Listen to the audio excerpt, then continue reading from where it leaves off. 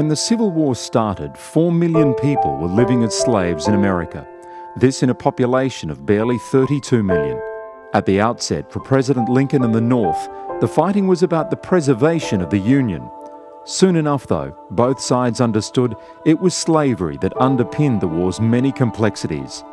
Oversimplified, those in the South who wished to preserve it against those in the North aiming to stop its spread and put an end to it.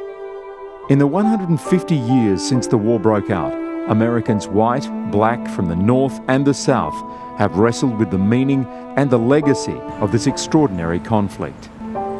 When Lincoln led the newly formed Republican Party to power in 1860, the nation was at a crossroads. In the slave-holding South, the Confederates would have nothing of Lincoln's lofty ideals, appointing their own president, Jefferson Davis. Before Lincoln's inauguration, 7 states, led by South Carolina, had seceded from the Union. 4 more would soon join them. When Southern forces attacked the Union-held Fort Sumter in Charleston Harbor on April the 12th, 1861, the battle lines were drawn, and Americans were at war with themselves. The nation's mood is reflective in the sesquicentennial. To comprehend something of it, my family and I started just west of Charleston. Magnolia Plantation prospered in the 19th century from rice planted and harvested by slaves. They were arriving here to America, and they were advertising these slaves here, having this rice or this knowledge here. When you come here to the South, if we're talking about the days of slavery, rice was the #1 crop. The life of a slave on these plantations was grim. Malaria, atrocious working conditions, extreme levels of child mortality. Workers and their families were shoehorned into these small cabins. As you look at the walls in there, you'll see there's no nails on the, no boards on the inside wall. For these souls, the issue at the heart of the war had been 250 years in the making. To excise the horrors of slavery, the nation seemed destined to undergo a wrenching event. And they would begin to pull on the pant legs of the men going up, saying, "Don't go up to the wall, you're going to die, you can't go up to the wall." But no one could foresee the scale of the conflict.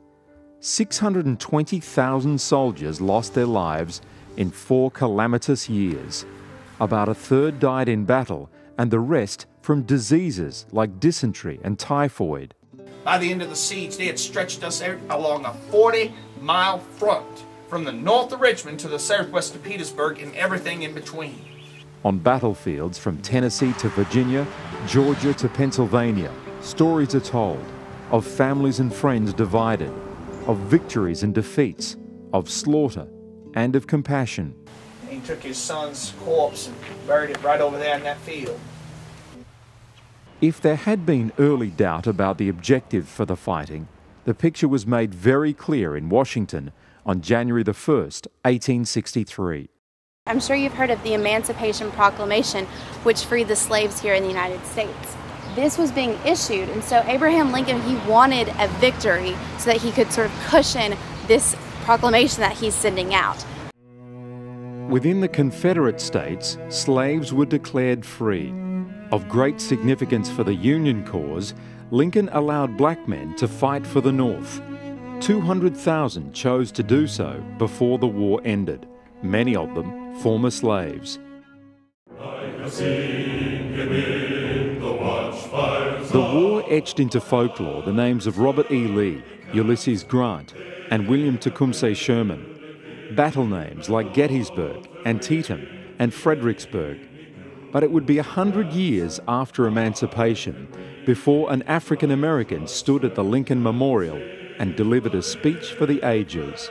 This momentous decree came as a great beacon light of hope to millions of Negro slaves who had been seared in the flames of withering injustice.